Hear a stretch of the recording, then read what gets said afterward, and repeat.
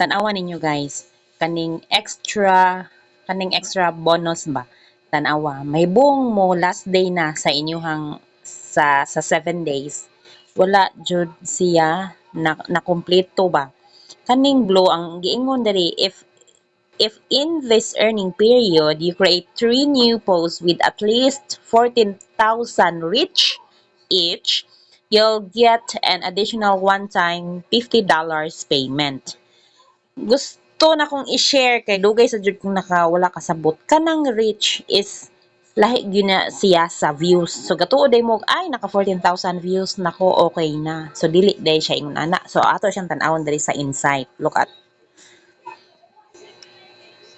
sa insight. So atong buhaton is highest.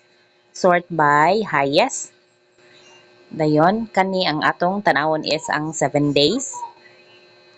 Dayon tan-aw na to ang reach. So mao na siya ang nahitabo. So ang 3 highest rates nako aning tulo.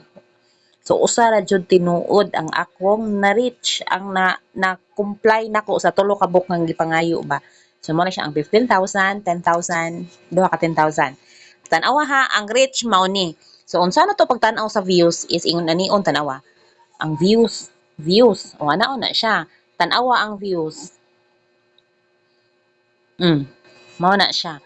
So, bisag unsa pa na siya kadako og views diha, bisan pag tanawa upat gani na siya kabuok ka nakaabot kag 14,000, lahi gyud na siya, dili gyud magpareho ang views ug ang reach. So, dagdag kaalaman. Bye-bye.